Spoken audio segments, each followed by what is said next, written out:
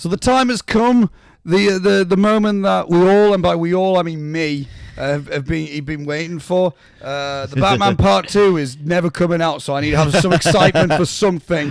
And what better thing, if it's not the Batman, it is the Rat Man with Nosferatu, Robert Eggers. He's finally did it. It's finally out for us. I don't think we need to say much in terms of our expectations. I think we've been very vocal the last few times. Very excited about this. In terms of, also just on another side point, Robert Eggers is one of my favorite directors working today. Yeah. So anything he makes, I'm always going to just be like, I'm there no matter what. Well, for me, I'm usually never very unnerved by things. I'll play quite scary horror games. I watch most films. I usually just have a fun time with them, and I just get in them. And I like the tenseness, like say Silent Hill 2, the remake, playing. That's some of the really tense bits. Even though they were super tense, I loved every second of it. But with this, it's the first time I've ever felt unnerved by a film to the point where I was almost looking away. I couldn't get over how intense it felt all the way through, and it didn't let up. There was a few jump scares throughout, but it was more about just Orlock's presence. And then just spoiler for we will go into it more in details, but Bill Skarsgård was amazing as Count Orlock, especially his voice, what he can do with his voice in his presence.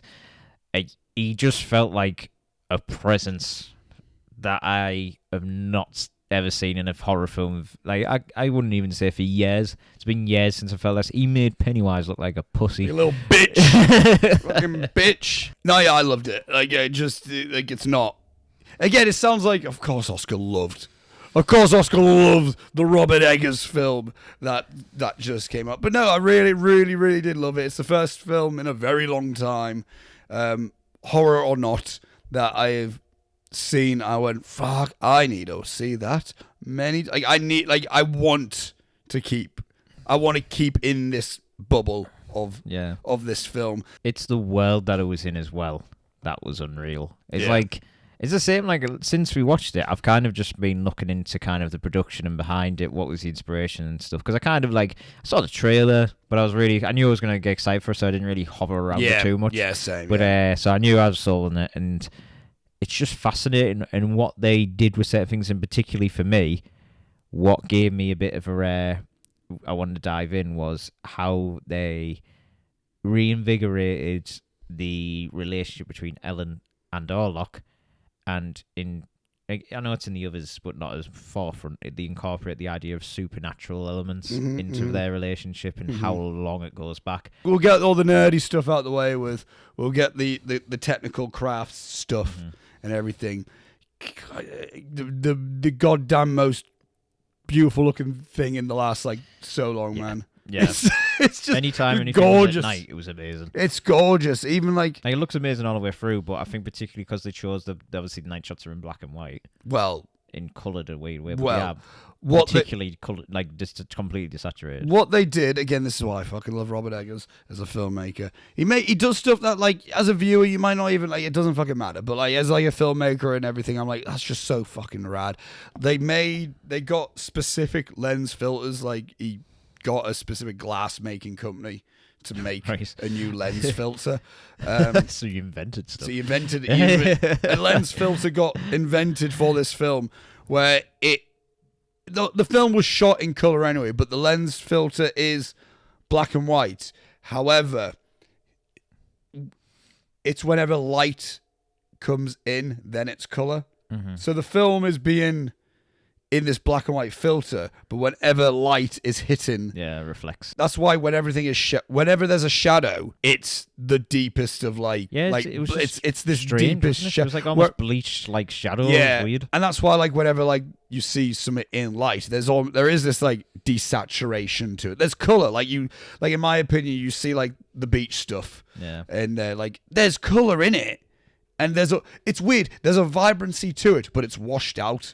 That's what it looks like. It doesn't look like they desaturated a film. It's I'm looking at a vibrant image, but as if it got held out in the sun for too long. Do you know what I mean? It's this faded photograph look to it all. They perfectly captured moonlight. Yeah. Oh, mate. How it lights up the room. It's not. It's not saying, it's the shadows and that's the moonlight. It's Jaron Blaschke who shot the film, who I think he shot every. I think he's shot every Eggers film, I believe. He also shot Knock at the Cabin, which Why not? it was a very good looking film. I've worked with Batista. He has. He's framed Batista's big head. He's low-key one of the best cinematographers working today. I say low-key in the sense like because you don't hear about him getting discussed a lot. But all I'm saying is if you look at all the things he shot, you can't deny that everything he's done is like, that's fucking gorgeous. Yeah. In particular, like there's shots I can think of. I'm like, that is a shot that I'm going to think about forever. I think about when Thomas Hutter is walking along the path and the moonlight, like and before the horse carriage comes to him, it's like that is a massive lighting job. It's not just as simple. Let's just point the camera and do this. They would have lights so like in like high up in the trees to like emulate the moonlight. So like there's so much that goes into that shot that makes it look as good as it does. A lot of things are already iconic in terms of shot wise of like Ellen opening the window. Yes. That Willem Dafoe in front of the fire. Yeah, that's just there's already so much in this, and that's another thing we bring up. Fire. There's so much of the film that's just lit by candlelight, and that's all they did. When he goes to the village at the start of the film, when he's underneath in the candlelit, he calls them the gypsies, isn't he? Yeah. When we were watching, I was going, I don't know if it's the first lighting. I was looking at like kind of their faces, like, oh no, that's just candlelit. Yeah, that's purely candlelit. You know, some people might look at all this stuff that we're talking about, like, oh, is it just fucking like, what's the need for it? Like, what's the fucking necessary need for it? And it's like, looks cool. And I bring it up because Robbie's an example of this, and I'm sorry, I don't mean to call you out, Robbie, but also you can deserve it sometimes. Deserves it. But it's like there was one point. It's like Reese sent an article about like, oh yeah, they only use candlelight. Like they solely candlelit the film really. And then Robbie was like, oh, right, that's a bit wanker. An LED aperture could have done the job. I'm like, that's what that is. All I'm saying is that's timed to do a flicker. Yeah. There's a rhythm to that flicker, and there's just. You know what I mean? Whereas like an actual fire lighting something. If you can capture the real thing, go for it. That's exactly my thought. He had a slight issue about the fact about they used real rats. He went, CGI would have done the job. I'm like, I don't think it would have. I think you would have seen those fake ass looking rats, and they would have been obvious. There's more of an argument for a reason why using CGI I understand rats because of animal welfare and stuff. Yeah, but also as long as you've done it right. But that's the thing. They've used. From my understanding of this film, when I've looked up behind the scenes things, they use actual animal trainers. It was all done. CGI rats were used if they were near a fire.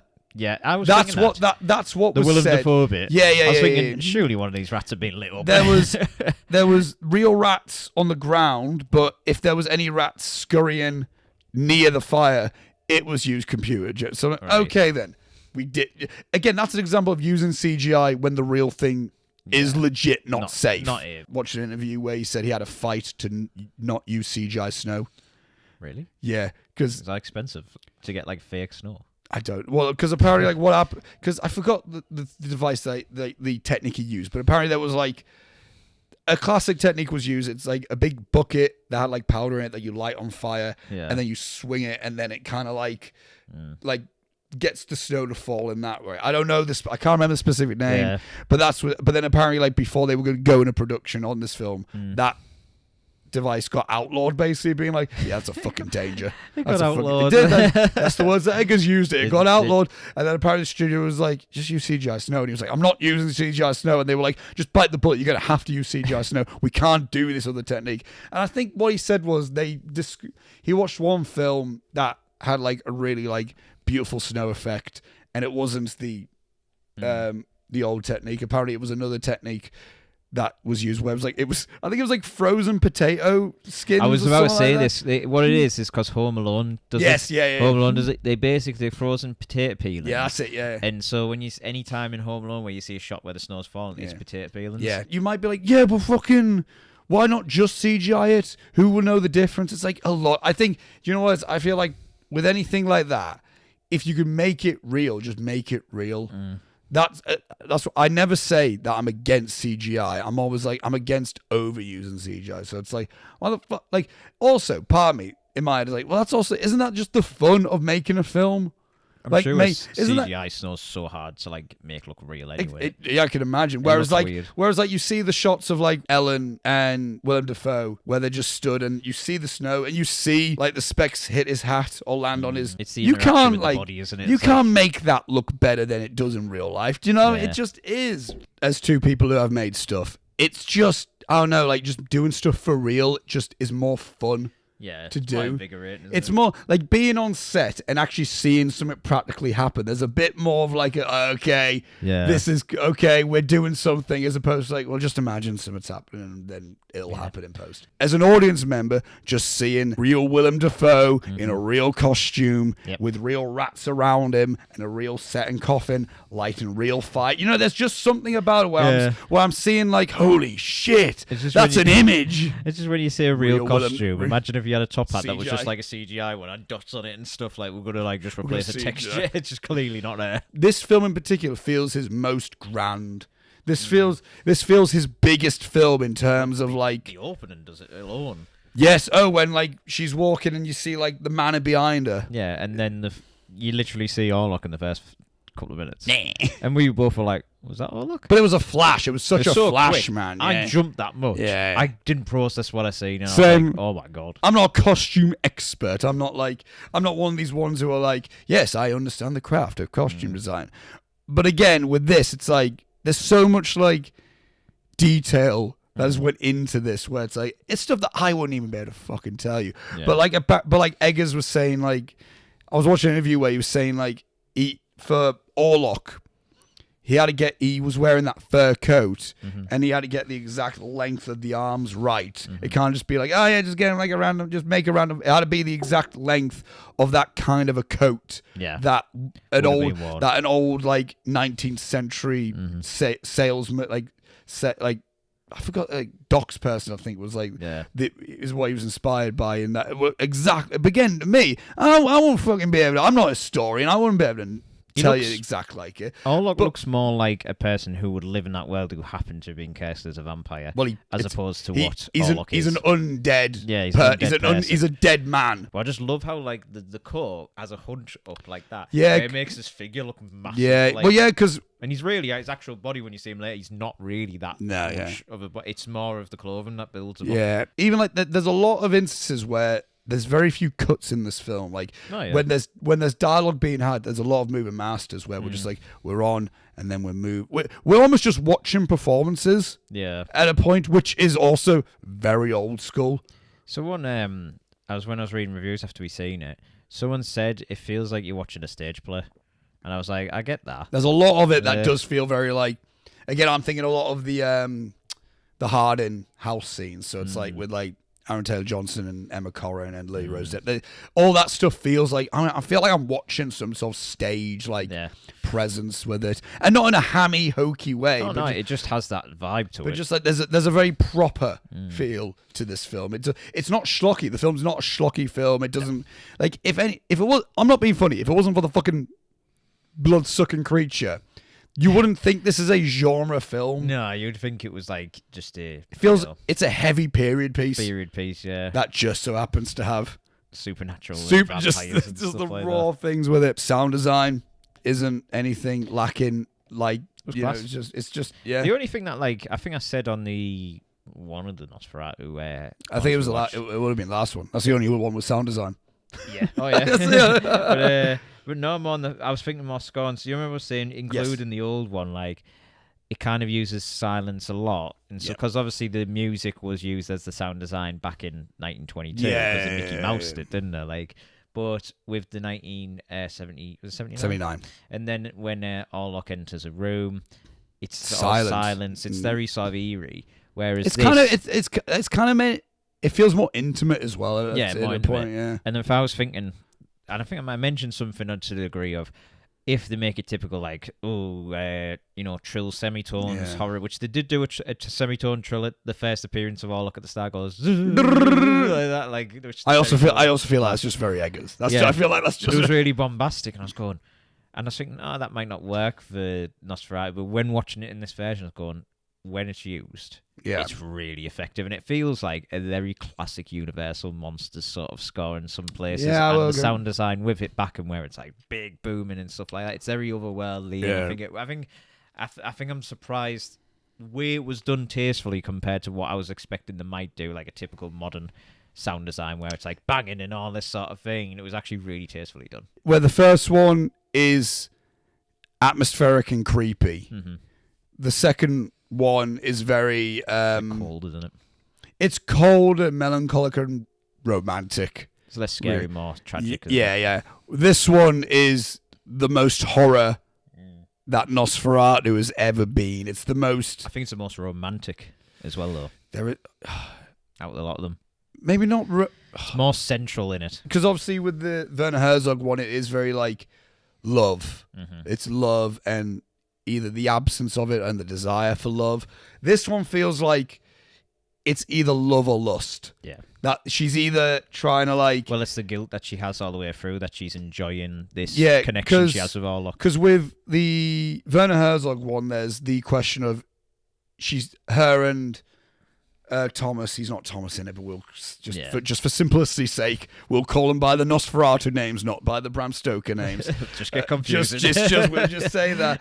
Where within that one, it was very much so like Ellen and Thomas are having a distance, and then she's finding this alternative. He's sort of slipping in Nosferatu. Whereas like this one, she loves Thomas, but she can't get from Thomas what Orlock can give her. Yeah. So it's that kind. It's she like wants it's, to love it's Thomas. one or the other. Yeah. It's not.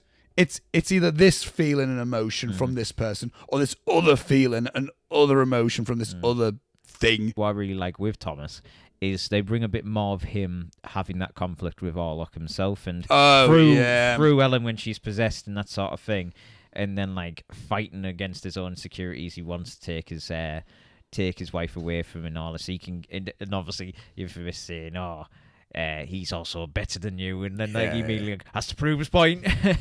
I don't think this is my favorite Eggers film. That'll be The Lighthouse for as long as for a while, but that's also just very personal. I haven't seen Lighthouse in a while. But what I will say, and the reason why I bring that up is like I think although that is the case for it, and I love The Witch and The Northman's great as well. This might be his best character study film. It's not just Ellen's great and everyone else around is a bit just everyone's been one. No, you get Thomas, who is the best. He is the best. It's the best Thomas Hutter that has been in a Nosferatu film. Thankfully, didn't turn into a vampire. There is, although that would have been interesting. It would have been interesting. I'm glad but he also, didn't. he's instantly scared as well of Orlock. It's not as soon as he gets, it's an instant the fear. castle and the ride there. He's like, he knows he's walked in. So it's not like, I mean, it's hilarious in 1922. It's like, oh, fantastic dinner and all that sort of thing. And then obviously the bit when he's in the castle and stuff, which. Like, I only missed a bit because I was just for clarification, I was dying for a piss. You went for a piss like 2 different times in this film. I was drank. We went to Wetherspoons before, and I basically drank a lot of liquids. What threw me, because another thing that they knew is they really expanded the bit where he's in the castle with Orlock and turned it into a cat and mouse thing, which was really cool. Which is first started off the usual bit. He's in the fireplace, signed the contract, and that the dialogue was back and forth was amazing. He cuts his finger, and that sort of thing happens. But then all that plays out like how it is. Yeah. And then obviously just to quickly throw in, the contract that he signs is obviously written in a language that's familiar with Orlock. Romanian. Yeah, and then with it, what Robert Eggers threw in is that he's part of the contract. He's signing his wife away as well. So I ran back to it, and that just came as he got to the sarcophagus scene, which was amazing. And obviously, I laughed my head off though when he stood right up and then Orlock dick is just there, just dangling there, an amazing cat and mouse sitting. And then the famous shot from the first trailer was when he goes off to his quarters, I believe, and then he opened the door open. This is one of my favorite. This is one of my favorite sequences, edited sequences of all fucking time. And I know that may sound like hyperbole, but it's just an absolute genius editing technique and just filmmaking technique as a whole. We go from seeing the shadow of Orlock with Hutter there frightened, the hand goes up, Hutter turns him, We see the shit. Yeah, he turns Hutter to open the door. Yeah. And then when the door opens, there he is. Yep. And then we also cut to the reverse. Orlock moves into frame to walk towards Hutter. When he walks away, we've then cut to seeing Ellen in her hysteria mode, basically. Yeah, she was just nude, wasn't she? No, she wasn't. She was in a gown. No, there was one bit where she was nude. Yeah, but not in that moment. Not in that cut. Not in that edit, is what I'm saying. It was like a cat and mouse, and then when he escapes was really cool as well. We didn't get the corpse, the coffin's piling on, did we? We didn't get that. We didn't get him tying a bed sheet to crawl down. He just fucking jumped. I think he fell. He fell actually. River, didn't he? He was trying to escape from the wolves, and then he just fucking fell. He got found on the riverbed by the gypsies. It's just, I don't know, man. Thomas in this film, Hutter in this film, is just like, God, I just want to have a break, man. Give this man a rest. He talk about running a character through the fucking Jesus Christ. This might be one of the characters in a horror film in the longest time that I've genuinely felt bad for. It's like, this man has done nothing wrong, and he's just went through the most shit. I understand. We'll get to Ellen, but also fucking hell, man. Like, Nick Holt was just outstanding. Perfect. He's someone that I've liked, but I've never loved in any films. That's the best I've ever seen him. But he's just like, do you know what? He's the perfect mixture of like, he says enough. Like, it's not a really talky performance, but then it's not just all showy. Do you know what I mean? It's a great mixture, man. It's one of the best male horror performances. Yeah. Best male victim performances in a horror film, I think, is because obviously, if anything, if I'm being honest, if you look at his performance in this film, he is very final girl. He's nice. He's innocent. He's on the hunt, isn't he? He's solving the mystery. He's running. He's just going through so much shit. Let's bring up Willem Dafoe for a bit. Favorite. He was brilliant. He was genuinely, if it wasn't Willem Dafoe, I think that character could have been the flaw in the film, because he literally is the exposition. He knows everything. Yeah. They do put it in saying, he got cast out of the university because he was looking into cults and all that sort. Willem Dafoe is playing like the Van Helsing in this film. He's playing I know the truth. But from what I understand, I think Eggers, he's a different name. He's not like Eggers made a specific. He basically he made a new character that replaces the Van Helsing. Yeah. So like, he is the Van Helsing in this film, but he's not. His name, but I just kept referring to Professor. But he did run that danger of being the exposition and being like, he always knew something, but Professor he played it. Oh fuck me, I can't. Professor Albin Eberhard von. We'll call him Alvin. We'll call him Professor. But like, he was basically like, whenever there's one, he was fantastic. He ate up every scene. But when someone was saying, it's this, he was going, wrong. It's actually this. As much as dark and dreary and drab as like an Eggers film can be, Eggers has a wicked sense of humour when he can do. And although there's not as much... Dafoe, though. Yeah, I was going to say, although there's not... Although, unlike The Lighthouse, where The Lighthouse has legit comedy scenes The Lighthouse has a lot of funny as fuck scenes. There's humour in this film, which I also stand by the fact of, like, you always need a little bit of... Levity and a little bit of... Even if it's just a small little dose in your horror film, because otherwise it's exhausting. Especially so you need, for what this film is. And because there's that one, it's that one bit where Professor Albin is first tending to Ellen, but there's that really raw fucking moment, and she's bending her back, and he's trying to hold her down, and then we just hard cut to him, Albin, Friedrich, and Anna just stood by the Christmas tree, and it's just a wide of them going. Like that. And then, like, Albin lights his fucking big-ass pipe on the Christmas tree. And he goes, well, it's obvious. And then he just goes... straight away. He goes, well, it's a demon. It's like... It hard cuts from... to... Well, it's obvious. And then just Aaron Taylor Johnson being like, obvious? He goes, yes. She is cursed. She's cursed. He knew everything off the bat. Like, Defoe's perfect for it because he just plays it so well. This is what I mean. He's Willem Dafoe's top 5 favorite actors for me, in the sense of, like, this. We're talking about this performance that he's given, and he's not hokey, and it's not out of place, and it's not stupidly comedic. And it's not hammy, but also it isn't subtle. It isn't deadly serious. No. He's found. Do you know what? Willem Dafoe is. He knows exactly the films he's in. and he knows exactly what's needed from him. He knows and every beat. exactly the world. That character of Professor Albin is very intact. Again, we need someone to explain to us what the fuck is going on, but we don't need a big info dump, and he's that really like good in between. You know what he's a bit like? I saw a comment saying, I love how Willem Dafoe was like the chat GBT jumping in to explain context. Wrong! It's not knock. One thing I've discovered, the correct pronunciation is Canuck. Is it? It's Canuck. It sounded like they were saying knock in the film. Canuck is Canuck. Canuck. Yeah. Okay. Those Germans.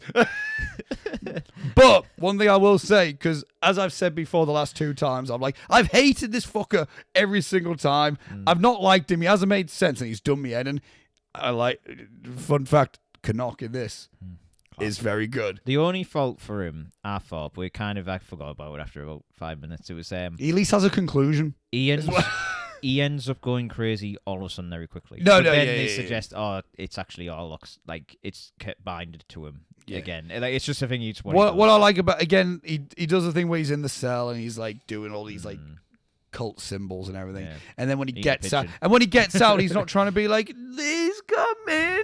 No. He's out, and he works with Orlock. He's not like he goes to the house, doesn't he? He goes in the house. He's a decoy for them when he's in the coffin. Again, there's not too much to say about this version of him, but it's the best version of Canuck in these films. The actor I know him from somewhere. He was in The Conjuring 2. That's where I know him from. I recognised him straight away, and I was like, "Why don't I know?" It was the old man in the telly. The Hardins, also known as Aaron Taylor-Johnson and Emma Corrin. Extremely well done. Fucking brilliant. They had so much involvement as well, especially Anna. Yeah, especially her and Ellen are best friends. They have the friendship. There's actually a relationship. Yeah. Again, I love the dynamic as well with Friedrich and Ellen as well. Like, again, there's the moment. It's after. No, it's when Anna is plagued. She's bitten by the rats and then Friedrich tells her, I think you and Thomas should leave. Yeah. And then she goes like, "Why don't you like me?" It goes, "Why have you never liked me?" It's clearly a backstory. And he's like, "What?" Yeah. In that moment, I'm like, there has always been tension between. There's always been tension between them, thanks to the great script that Eggers did, but also to those performances.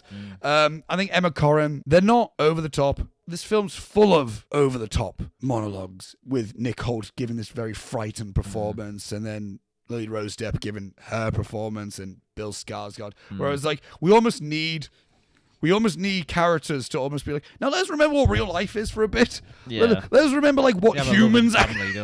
Yeah, which is again a great juxtaposition to everything. With this, it was like weird, like they were just playing a loving mother with 2 daughters. I felt bad when she got when they legit got like when she got plagued, and when Anna got legitimately when Anna when she was plagued in the and obviously in the scene just suddenly happened. I thought, all right, she's dead there. That's where I thought Anna died. But no, that wasn't it. So at one point, I can't pinpoint the point in the film. Like basically, the kid starts. Actually, before I get to that, the bit when after the possession, I think the main possession, and then it's suggesting. I'm convinced Robert Eggers knew some people, sad, lonely people, had watched the 1979 one and knew about where us too, where knew about Thomas becoming the vampire and then attacking and killing Anna. In the house, and then it moves to her wandering the house, and then you're like, oh, they're setting up the... and that's where I was like, oh, God, they're going to do the 1979. He's going to be a vampire.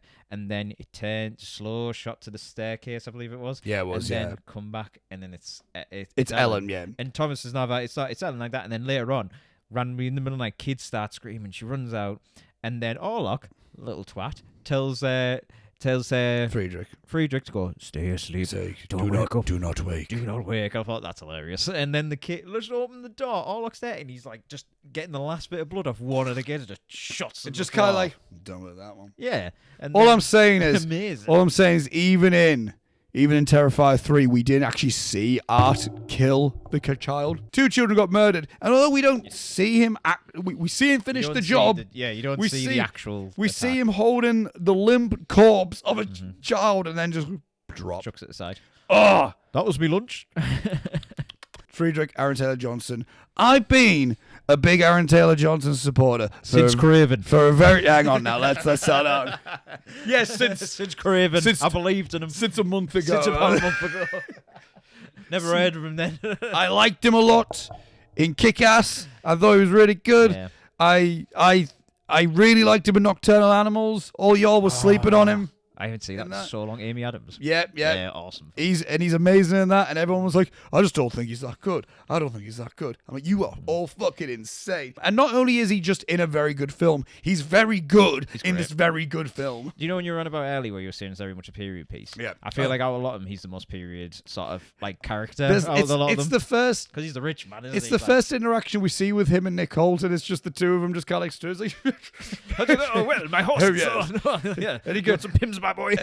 Man got me very emotional both times I saw this. It's the bit where it's at the funeral of his family, and again, and full of grief. And he sees Ellen. And he goes, "No, you brought this." I was like, oh, this is fucking heartbreaking, man. And they have to like grip onto him. You can see him. He's a even like when they go to him in the car when they're all in like the carriage. You can see him. He's just like. He's just there where it's like, fuck, man. When you think about the context, why it is so emotional, you're thinking, obviously, he lost his two daughters, he lost his wife, he lost his unborn child. And he also didn't wake for it. Yeah. That's a thing that he... As well. He may not know why he Survivor's guilt, yeah. He may not know why he didn't wake for it, but he was asleep when that happened. Yeah. He wasn't there to protect... And especially in that time period, the man not protecting... his women, his girls. They really hammer in this character is all about his family, and that's it. And then when it gets... Oh, yeah, like even that bit as well, but even when like when he's looking after, obviously, Thomas, and he's looking after Ellen when he clearly has aminosity, he's doing anything for them. It doesn't matter, puts that aside, which shows them how good of a person he really is, and you think what he got, and then... found out he has a bit of a naughty side as well. Well, you know. He lifted the body up and he was kissing. I was thinking, oh, this is going to be like a sad sort of like Romeo and Juliet type thing. It started off like that, As soon as it cut away from him, he was getting quite into it. I was like, oh, no. And then as soon as you went and saw the legs spread. Yeah. Like, sexuality and sexual nature is a very strong part of this film. It very is. The erotica element of vampire history and folklore. You can look at it and, it always is, man. It was in the folklore. Yeah. Like, it was kind of done in Bram Stoker stuff, but it was more romantic, if you guess. It's more about the lust and love sort of. Yeah, it is that's what this film is. It's lust and love. I know this isn't getting any awards, love this film. No, and I've accepted it. We'll but also just because I just know what is getting nominated. But also it's one of these things where it's like you look at this film, and to me personally, it's like, fuck, man, I don't know, like why, because. And again, I'm going to say this now. I like The Substance a lot. I think The Substance is great. But in my opinion, if we're looking at the horror film of the year, of the award season, you look at, again, we talked about the technical side, the craftsmanship of how this film was made. But also, my God, the fucking performances. It's not just one great performance. Everyone's great. In my opinion, if I saw anyone on a nomination list from this, I'm like, there's no one that I would be like, that one? If Lily Rose Depp does not get any sort of nod, I don't think she will. We'll see what horror awards give her. I just don't. I said to you when she's the possessed scenes and stuff like that, I think that's the best performance I've seen someone get possessed since Possessed. Since Possession is Belgiani. Sorry, and since then, and I do want to give a little shout out to First Omen, because First Omen fucked quite hard with that. But I just don't think it's been done as well as that till now. And she was incredible. She played so many different sort of emotions throughout. It's like guilt for her lust for since she was young, when she was lonely and isolated because of her connection to the supernatural. Yeah, she's already. I guess we can say clairvoyant. Yes. Or some sort of sort of medium. Well, Willem Dafoe's character says if it was a time before, she would have been regarded as a high priestess or something like that. And she has a connection to the other side and all this sort of thing. And Orlock latched onto her from a young age, but she's terrified in these dreams. But she also she lusts for, obviously he makes love to her in the dreams and stuff like that, and she lusts after it, and she feels guilty because but she loves Thomas, and that's all. It's just so much going on. She's hated by Friedrich, and she also has a strong relationship with Anna, which is getting damaged through what's been going on. They are dealing with what she goes through, which she feels more isolated. There's so much going on, and then she's saying, the only way I could stop this, I have to basically give myself away to this creature, which is like mental, and she does it so well. You're actually feeling her being possessed, like when she's doing. And again, we all know this is going to happen. The face is going to get meme to fuck, and like there's going to get people are going to take clips, put it out of context, and see her when she's shaking on the beach, or when she's before she starts freaking out, and she's kind of like hunched and she's doing that. People are going to take that and be like, "What a fucking loser! Look how stupid this is." But it's like, if I'm being honest, if you look at that and go, "That's stupid," you don't know horror. It's the honest truth. How are you going to improve the idea of, like Magic says in the script, like you are getting possessed by another being, you are fighting against it, your body's getting taken over, and that sort of thing.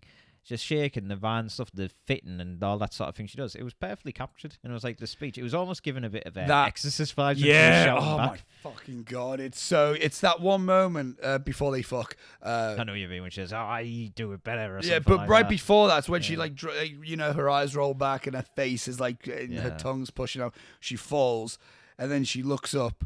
She goes from like this like guttural like voice feel, and she drops.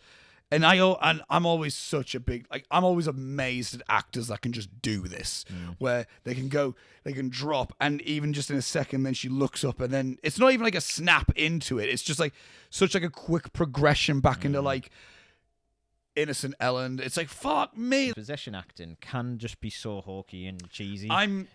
And she did it really well. You know what? I'm glad we got Hysteria done when we did, because there's going to be a fuckload of people going to try to do this stuff now, and it's going to be cringe, and it is going to be over the top, and people are because again, we had First Omen, we've had this film, people are out, like Lily Rose Depp in interviews is saying how much of an influence Isabella Gianni in Possession. People are going to watch Possession more, and people are going to miss the whole point of those performances and just be mental to lead on to Lily Rose Depp. Like from Lily Rose Depp, let's talk about Bill Skarsgård as Count Orlock in this. He's what makes the film terrifying. I felt there was many times, I said this to you after we watched it first time, we were like, there was so many times where I was getting chills on chills on chills on chills.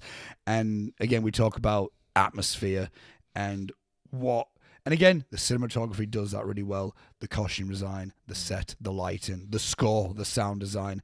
But also, when we first see Orlock, he doesn't just walk up and go, "Hello there, come into my house." It's like he's in the shadow. He doesn't even speak to Hutter. You barely have a bit of a creep of how he looks, don't you? Not in that first shot, not in the very first. He's in the distance. But then when we first see him, he's only candlelit. Again, the fact that the film was only candlelit, we would only get glimpses of his features. Nick Holt is playing it very fearful anyway, and you're feeling the fear. And like, again, Bill Skarsgård's voice is just sound design on its own. Well, he trained with an opera singer, didn't he? To lower his octave. Lower the octave and get a bit of... He practiced Mongolian throat That was singing. It. Apparently in between takes, he was just constantly... he was just Mongolian throat singing in between takes so he could keep the... There's one bit with the discussion with Harkley at one point in the castle where he was just going, it's when... the locket, he sees the locket first time, and he's obviously lost, and he's getting in it, and he doesn't stop. He's just doing that.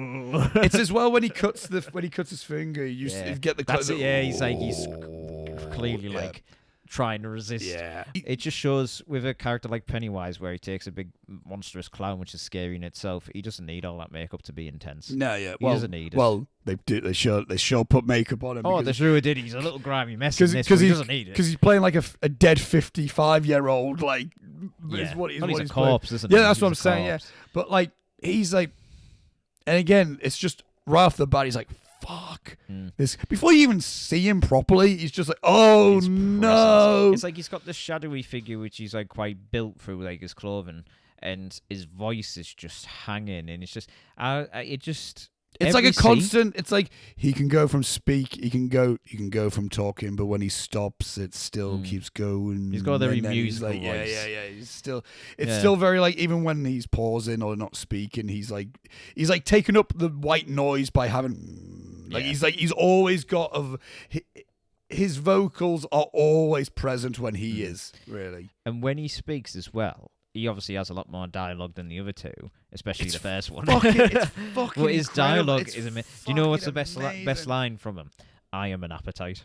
Yeah, He's just saying, I am just here to feast. the And scene. that's it. The scene between him and Ellen first time when he's in the bedroom is absolutely. That's that scene, isn't it? Yeah. It's when he also tells her about the 3 nights, and it's like, Yeah, because I It's assume absolutely- that wasn't in the others. No, was it? the So, 3 like, nights the 3 nights. I wasn't thought there. that's class. yeah, it's amazing. I said that Nosferatu, like this film is the most horror that a Nosferatu film has Yes. been.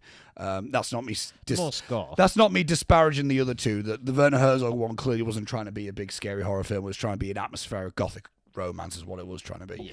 Whereas this one is trying to be like, this is a fearful film. This is very fearful. The first five minutes is like it's Instant, a massive yeah, jump yeah. scare. They don't hide a lot. There's like there's the boat scene where again we talked about the last 2 boat scenes. The boss was amazing in this one. Again, even the 70s one showed nothing. It just like cut to like There's well, like a weird shot of him on the boat, isn't it? it's just him walking doing around. like that, which Yeah. again I think works for that It works film. for it, yeah. Again, they're all 3 very different films, and I think they all make for very good viewings. It's one of my favorite things in horror films where you get a glimpse. Sliver. Yeah, it's like when the lightning strikes, you kind of see just his like. It's like his arm, It's like, wasn't it? ooh! I just spotted it because it was pitch black, wasn't it? When that Yeah. guy's going, I'm going to end this plague, and then he goes down, and you see his arm moving. You're like, shit, he's behind you, and then like he's opening it up, And but he- then you hear him, and you're like, freaking hell, he rips his throat out. Yeah, doesn't he? Like, yeah. He's just And obviously the bite between when he kills the 2 children, and we're saying because I remember you were saying like, was it you that said about like why didn't they just show Anna's death then at that point? yeah. But I somewhat agree with you, but at the same time, like, but that's also not very these films. Do you know, like, Yeah. so, I like It we. wasn't like bothering me. I No, just no, thought, no. like, But it's I may like, as well have done. but also, mine, like, well, we already saw him throw a corpse of a Yeah. child out. I Give don't me think. more. Again, if this was a Terrifier film, yes, just show me it. Just show, yeah. If that, but like for this one, it's like the atmosphere and just the image of like him. Like we know it already. We don't need any more. Yeah, you know within what's that. going on. Well, Orlock in this one, he's probably the most present, but not really as present in a modern day horror as a villain. No, would be. no, yeah, but like he's the most present out the 3. But the man has a monologue. The man has he like monologues, he but I mean, monologue- he's not going around slashing. No, people's that's what I tits, mean. he's not doing But that. it's such a fascinating like thing for like a horror monster to have like a monologue. dialogue. Like he has like you know he's not just I'm a creepy shadow man that's gonna come and get you. He's like he is that, but he's also like, but before I do that, let me tell you about the history of my level. The last few times I've said that, like I've had an issue with how these fucking films end from like a logical standpoint, in the sense of like Orlock's been in control all this time, and what he's like, oh, I just needed to get me dick wet, and now I'm like fucking like, oh no, whoops, I guess I'm burning. Oh no! he didn't take in daylight savings. Yeah. Whereas like this time, it is a bit more like. He knows it's happening. It also helps the fact of like they have a history, so now it feels like it's a bit more like When he's like, there's a bit of finality to it, like him as a character. Fucking Orlock, let me try to like psychoanalyze this beast. is now like he's like, okay, now there's some sort of finality to this as like a moment. Again, it is a Romeo and Juliet-esque thing where it's that's what he like we wanted. died together and now we're like singing, Romeo and Juliet are together in eternity. Well, when it happens, he like lifts up midway, like draining it. And he looks up the sunlight, and he kind of goes back to it. It's like he knows. She what's guides happening. him back. Again, not too dissimilar to the Herzog one. But he knows what's happening. Yeah. He knows, and he just accepts it. The actual Orlock death is fucking mint. Yeah. I Best absolutely out of a lot of them. adore this, and not even in a way of like, whoa, that's gory and fucking. It It's was not even that gory, really. It's just a bit freakish. in my head, like Freaky. he, you know, the sun hits him. He's burning. He's crying. You know, every single orifice of him is Bleeding. just. What makes it a little bit more? I don't think it's as if it was just like that. But it's not the goriest death or freaky. No, what makes no. it freaky is it's the middle of like she's clearly like orgasming and like getting off to it, and then she's pulling that face, and it's like he's doing that, and then she's doing that, and then Well, she's also died at this point as well. But at the Yeah, same yeah, time, yeah. it's so conflicted. It's like, oh Jesus, like I mean, he's probably orgasm as well at that point. Yeah. He's probably climaxing. that's his face. But that's why it's so disturbing. Yeah. No, I agree. And it's like, I remember like that moment was happening again. The score is fucking welling up and doing. It's Well, the score. This is one thing I know we mentioned it briefly, but the score. Same composer as the Northman as well, by the way. You've got the tense evilness of the score, but then it's like really romantic, tragic music motif that's being played throughout. It's like playing at the same time, and it's like. It was like I was trying to describe because like you have atonal music, which is where music has no key, where it just clashes and it just does what it wants. Whereas like, which is weird, there's like this atonal sort of semitone sort of screeching that you'd expect in horror going on, but then while there's like dialogue going on, but then there's this very diatonic which has a key, melody which is romantic, very period piece, dramatic, tragic, Romeo Juliet-esque thing. It's almost like they're overlapping. Yeah, it was so bizarre. And I couldn't really like figure out. It's like a passing note where like the passing note itself, which is really this is where it gets a passing note is just a segue into another melody or motif. Okay, but like it's the passing note itself is almost the entire theme is like crossing over, and it's like, but they're never actually getting to where they need to be. It's like it's just bizarre.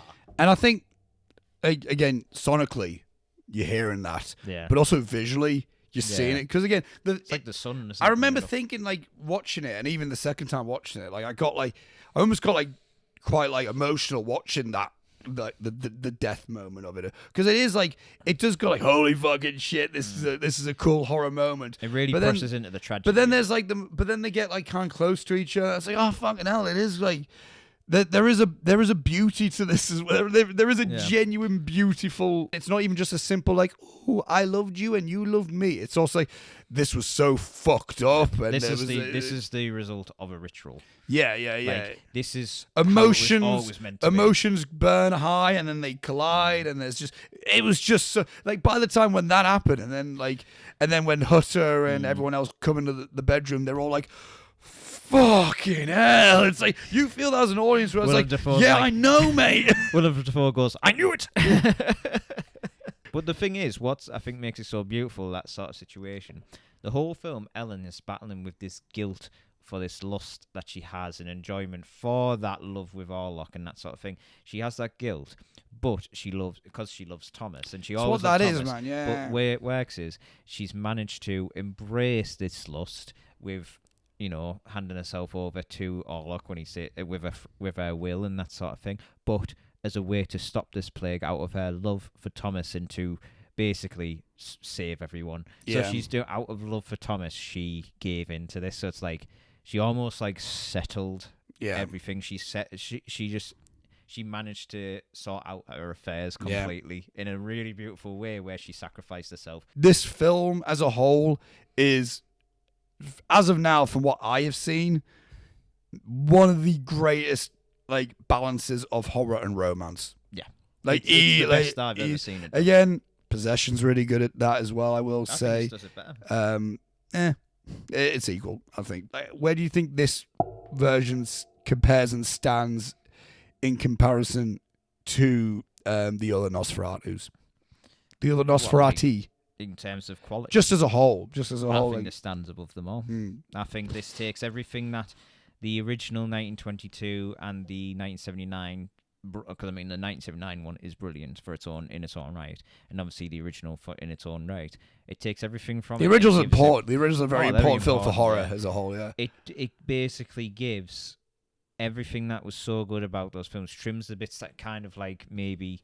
Wouldn't work in a modern horror and gives it the modern flavour with the Robert Eggers sort of style. This does everything that the story wants to do, and it does it. It explores everything. Yeah, and again, as I say now, hey, who knows? Maybe in half a century, someone else can do something class because we'll have some. Because in 50 years' time, who knows what technology or what like storytelling devices we have now. In doing Nosferatu so well, I don't need another Dracula for the longest fucking time. I don't think anyone could touch on vampires as good as that. Even though it's like doing the folklore of vampires. I think vampire fiction should be explored more because I think now this is kind of like showing where you could take it. You could do so much with that stuff, man. In terms of the Bram Stoker-esque story set in the time period that it was originally set, there's no there's no way to touch it anymore. Like, Well, yeah, Eggers has kind of claimed it now. If I'm being honest. Horror films need to step up after this, because this is the first, like I said at the start, this is the first time I've ever felt like I need to avert my eyes. All I'm saying is excited in the sense of, you know, the Substance is getting award, like legit award loves. Horror's getting some love for a while. How do you think this compares to, like, its place in his filmography, and how it compares to Eggers' other, like, films as a filmmaker? So specifically Nosferatu for him. I think this is going to be one based. I know it's early days, but based off the reception it's getting in terms of box office and general audiences going to see it and seeing what. Even Robert critically, Eggers, critically, critically, it's amazing. But it's Robert Eggers, you know what I mean? Like, but even Northman got a bit lukewarm. But I think Robert Eggers. Northman didn't even do well box office. It's absolutely slammed. But but with this, it feels like people are waking up to him, and it's a bit of a danger here. I think it's where you're going to see potentially some of the big studio heads who want to try and get Robert Eggers for everything. He did the 2 A24 horrors, yes, which were amazing. The Witch is still amazing. The Witch is still amazing, and The Lighthouse is still my favorite horror film, because it's me. But then obviously he then moved away from A24 so he can get a bigger budget, so he can do the projects they wanted to do. What was Northman? Northman, not A24. Northman. I knew it wasn't A24, but I didn't know. I think it's the same company. So obviously, there was excitement behind that, and it didn't do well box office. Was so that COVID? No, 2022. I remember feeling like a slight worry, like, oh no, are people going to look at the Northman? Well, he can't really like bring the audience. But I'm not being funny. He just did a very authentic Robert Eggers film that had the budget, and he's done well. So I'm thankful in terms of that realm. And also, you're talking about like the studios maybe grabbing him and stuff. What I think might happen, and what I'm excited for him as a filmmaker for the future, is because he's saying he's got many scripts that he wants to get done. He's now no longer indie filmmaker Robert Eggers. He's now major name Robert Eggers, who has made his name not from doing IP blockbusters, and not even doing contemporary horror. He's made his name by doing period piece folklore horror. That is fucking amazing. Nosferatu is the closest he's ever got to doing a big IP. Yeah, because it's based off Nosferatu. It's based off Nosferatu. But Nosferatu is a filmmaker's sort of like everyone knows. Like we know it. But anyway, big fan, huge fan of this one. That is us on Nosferatu. I am fascinated how long this is going to be because Jesus fuck. And Orlock did fuck.